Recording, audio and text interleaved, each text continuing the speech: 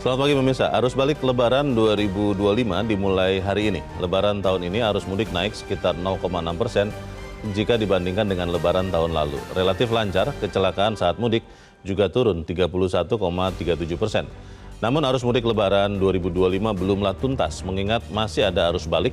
Kelancaran arus mudik belum menjadi jaminan lancar pula arus balik. Semua instansi terkait harus memastikan kelancaran arus balik. Pemirsa, inilah editorial Media Indonesia. Edisi hari ini Kamis 3 April 2025 dengan tema penentuan di arus balik. Bersama saya Leonard Samosir dan Anda juga para pemirsa bisa ikut menyatakan pendapat Anda nanti dengan menelepon nomor 021 583 99 100. Pemirsa, pagi ini telah hadir bersama saya anggota Dewan Redaksi Media Group Jaka Budi Santosa. Mas Jaka, selamat pagi. Selamat pagi. Sehat-sehat Mas? Alhamdulillah. Minal aidin ya Mas ya? Iya, kita baru ketemu, maaf lahir batin. Ya. Kita akan bicara soal arus balik ini Mas Jaka. Ya. Walaupun memang kita melihat kabar menggembirakan di arus mudik itu relatif lancar, kemudian juga kecelakaan turun sepertiganya ya kalau menurut data. Apakah kemudian arus balik ini akan bisa seperti itu atau bahkan lebih baik lagi atau seperti apa pesan editorial? Iya, seharusnya bisa ya. Karena kalau pengalaman sebelumnya itu kan yang paling parah itu kemacetan terjadi ketika arus mudik. Tapi bukan berarti arus balik itu tidak berpotensi untuk menimbulkan kemacetan. Kalau kita lihat pengalaman dari tahun lalu 2024 itu kan terjadi kemacetan cukup parah ketika puncak arus balik. Belasan kilometer terjadi di tol Cikampek dan Cipali, bahkan belasan jam atau bahkan puluhan jam para pemudik itu terjebak dalam kemacetan. Jadi pemerintah secara keseluruhan juga tidak boleh menganggap enteng persoalan ini, meskipun kita juga mengapresiasi karena relatif lancar untuk arus mudik, tetapi arus balik ini juga tidak bisa kita anggap dengan penanganan yang seadanya. Harus penanganan secara serius sehingga arus balik tetap lancar seperti halnya arus mudik. Beberapa orang mengatakan arus mudik yang kemarin di awal sebelum Lebaran itu relatif lancar karena tahun ini liburnya panjang sekali. Sehingga kemudian pemudik bisa tidak menumpuk. Tapi kalau bicara dengan beberapa teman, saudara begitu Mas Jaka, mereka punya kecenderungan untuk memaksimalkan hari libur sehingga nanti baliknya diprediksi di hari Minggu itu akan banyak sekali menumpuk di situ. Ini apakah sudah terantisipasi atau bagaimana? Iya, sebenarnya lancar tidaknya arus mudik maupun arus balik itu juga tidak lepas dari kesadaran pemudik kan. Kalau kita hanya mengandalkan pemerintah untuk menangani, saya pikir juga tidak bisa maksimal. Jadi perlu ada kesadaran. Kalau memang tidak ada keperluan yang sangat mendesak ya semestinya balik ke kota-kota besar termasuk Jabodetabek ya tidak usah menunggu puncak arus balik. Bisa lebih awal ya. Tidak usah menunggu tanggal 6 atau tanggal 7. Atau kalau tidak ada keperluan yang betul-betul penting ya bisa juga setelah tanggal 7. Karena kalau kita lihat pemerintah juga sudah memberikan insentif kan 3 sampai 5 tarif tol di diskon 20%. Kemudian tanggal 8 sampai tanggal 10 juga tarifnya juga dipotong sekian 20% juga. Jadi ini upaya untuk memecah penumpukan dan semestinya masyarakat juga memanfaatkan seperti ini. Ya, yang penting adalah bagaimana kerjasama dari masyarakat yang bergerak ya. Kita akan bahas itu Mas Jaka dan pemirsa, nilai editorial Media Indonesia untuk hari ini Kamis 3 April 2025. Penentuan di arus balik.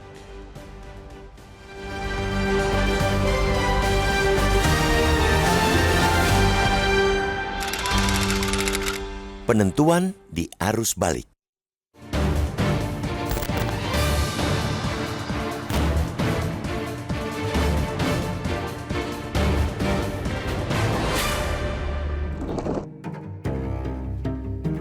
Hari ini arus balik Lebaran 2025 dimulai. Setelah arus mudik yang relatif lancar, pengaturan arus balik juga harus mencapai hasil serupa. Jika arus mudik tertolong oleh kebijakan pemajuan libur sekolah dan bekerja dari manapun bagi aparat sipil negara, arus balik tidak memiliki keistimewaan serupa. Tahun ini, sekitar 2,1 juta kendaraan meninggalkan Jakarta saat arus mudik atau naik sekitar 0,6% jika dibandingkan dengan Lebaran 2024. Bukan hanya relatif lancar, peristiwa kecelakaan saat arus mudik juga turun 31,37%. Meski pantas dikatakan bagus, manajemen arus mudik Lebaran 2025 belum dikatakan tuntas berhasil. Penentuan penilaian masih ada, yakni pada saat arus balik. Memang dari tahun ke tahun, arus balik cenderung lebih lancar ketimbang arus mudik. Namun kemacetan horor bisa saja terjadi. Bahkan masih segar dalam ingatan, macet belasan jam terjadi di Tol Cikampek Palimanan saat puncak arus balik Lebaran 2024. Pada 14-15 April tahun lalu, kendaraan ibarat parkir semalaman di jalan tol dan baru mulai terurai di Karawang. Ini terjadi meski sistem one way sudah diberlakukan. Sebab itu, Polri, Kementerian Perhubungan, Jasa Marga, dan seluruh stakeholder manajemen lalu lintas arus balik tidak boleh terbuai kelancaran di saat arus mudik. Untuk mengantisipasi kemacetan arus balik, Polri memang sudah menyiapkan mekanisme lalu lintas satu arah lagi. Cara itu akan diberlakukan lebih awal, yakni one way lokal yang dimulai esok. Tahap pertama one way lokal pada 3 April akan dimulai dari kilometer 188 Tol Cipali hingga kilometer 70 Tol Cikampek. Tahap kedua, one way lokal berlangsung dari Tol Pejagan sampai kilometer 188. Kemudian, one way nasional pada 6 April berlaku di kilometer 414 ruas jalan tol Semarang-Batang sampai kilometer 70 ruas jalan tol Jakarta-Cikampek. Namun berkaca dari macet horor tahun lalu, sistem one way belum jaminan kelancaran arus balik jika faktor biang macet tidak tertangani. Dua biang macet di Tol Cikampek adalah melubernya kendaraan pengguna rest area kilometer 62 dan pertemuan kendaraan di kilometer 66. Tentunya, antisipasi kemacetan tidak cukup hanya pengaturan di dua titik itu, melainkan antisipasi jauh sebelumnya, termasuk semaksimal mungkin mendorong masyarakat menghindari puncak arus balik 6-7 April 2025. Sebab itu, kita mengapresiasi pemberlakuan diskon tarif tol oleh Jasa Marga sebesar 20% pada 3-4 April. Tidak hanya pengaturan arus balik via jalan darat, pemerintah dan seluruh instansi terkait juga harus memastikan kelancaran arus balik melalui moda transportasi kereta api, kapal laut, maupun pesawat terbang. Penumpukan kendaraan yang tahun ke tahun terjadi di Pelabuhan Bakauheni, Lampung harus diantisipasi. Tidak kalah penting, Pelni juga harus menjamin keselamatan pelayaran di tengah prediksi BMKG mengenai potensi hujan lebat yang terjadi selama arus balik Lebaran. Selama Maret lalu, berbagai peristiwa kecelakaan kapal akibat ombak tinggi di berbagai titik perairan Nusantara harus menjadi peringatan kewaspadaan. Standar prosedur operasi harus dipenuhi tanpa terkecuali. Bagi Indonesia yang merupakan negara muslim terbesar di dunia, Lebaran juga adalah ujian kematangan sistem transportasi nasional. Keberhasilan di pengelolaan mudik bukan hanya membuahkan kenyamanan dan keselamatan masyarakat, melainkan juga kebanggaan di mata dunia.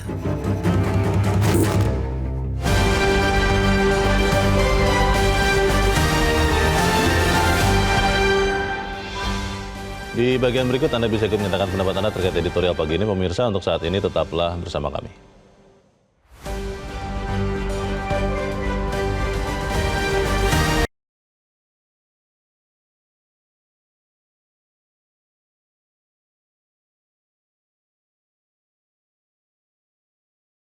Media Indonesia mengajak Anda untuk mengakses fitur premium e-paper. Dengan sajian konten berbasis intelektual dan meneguhkan kebangsaan, Media Indonesia tampil dengan lebih dinamis melalui e-paper Media Indonesia yang dapat Anda akses kapan saja, di mana saja. Caranya mudah, download aplikasi Media Indonesia di Android atau ketik link e-paper.mediaindonesia.com atau bisa scan QR Code pada layar kaca Anda. Klik tab e-paper di bagian samping layar tablet Anda, daftarkan data diri, serta pilih paket berlangganan e-paper Media Indonesia sesuai dengan kebutuhan Anda. Nikmati juga bonus spesial tambahan 4 halaman rubrik fokus setiap hari. Semua bisa Anda dapatkan hanya di e-paper Media Indonesia. Untuk informasi lebih lanjut, hubungi customer service di nomor 0811 1201 2018 atau kunjungi media sosial @mediaindonesia. Media Indonesia, referensi bangsa. Terima kasih Anda masih bersama kami dan sekarang kita akan mendengarkan dulu Mas Jaka pendapat dari pemirsa Metro TV. Kita sudah terhubung dengan pemirsa Metro TV di Jakarta, ada Ibu Ong Mei Hua. Bu Ong, selamat pagi. Ibu Ong, selamat pagi.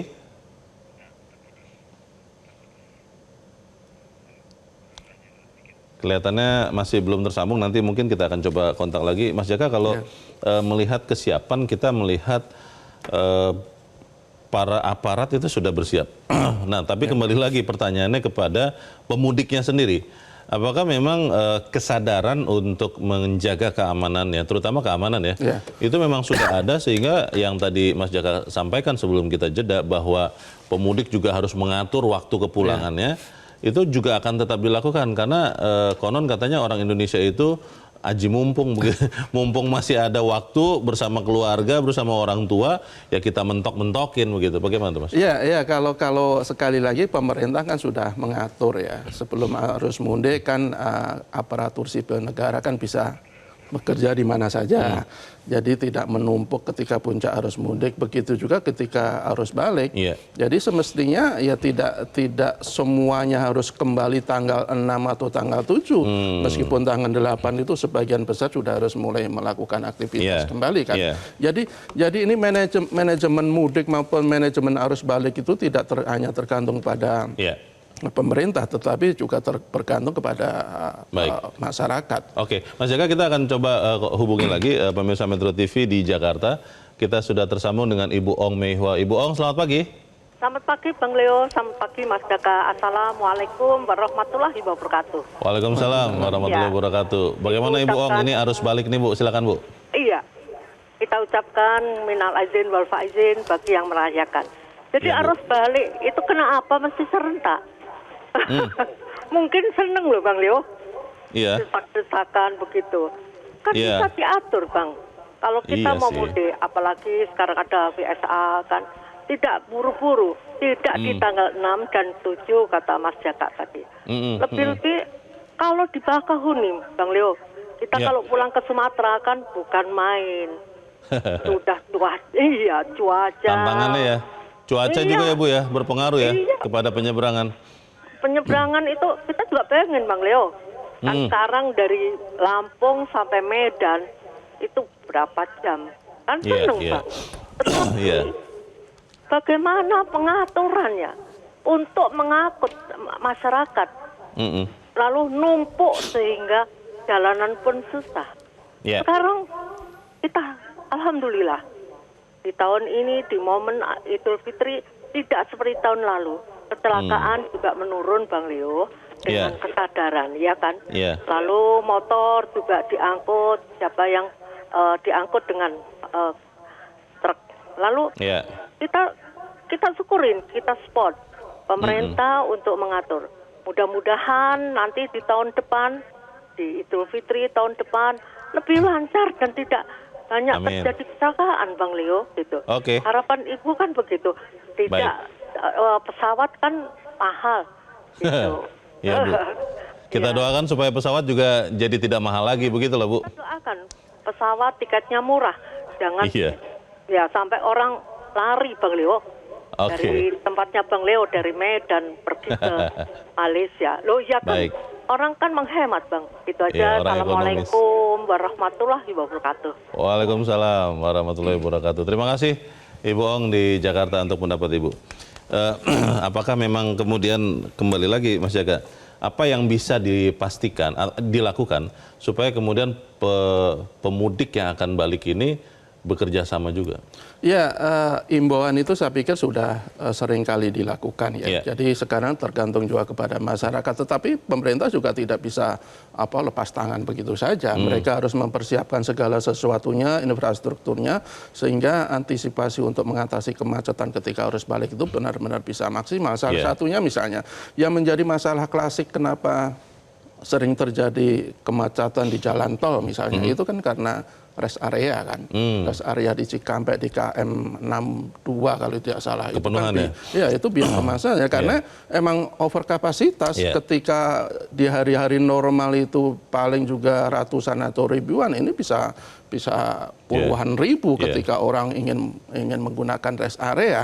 Jadi harus ada antisipasi yang betul-betul maksimal sehingga rest area itu tidak menjadi biang kemacetan lagi, paling tidak dikurangi lah. Kalau kita menghilangkan sama sekali saya pikir juga agak sulit. Jadi mesti ada pengaturan yang lebih serius.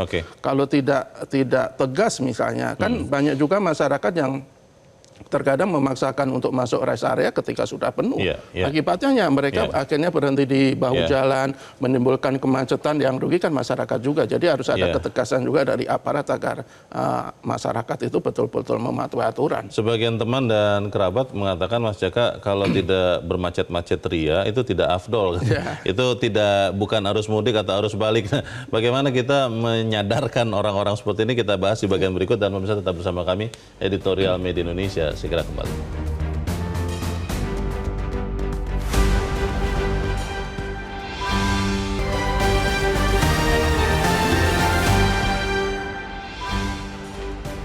Terima kasih pemirsa, Anda masih bersama kami dan kita ada di bagian akhir dari diskusi kita pagi ini. Mas Jaka, bagaimana kita menyadarkan ya teman-teman dan kerabat kita yang masih merasa bahwa kalau mudik dan balik itu tidak macet, kurang pas begitu. Bagaimana Mas Jaka? Iya, saya juga berkali-kali dulu mudik kan ke Jawa Tengah.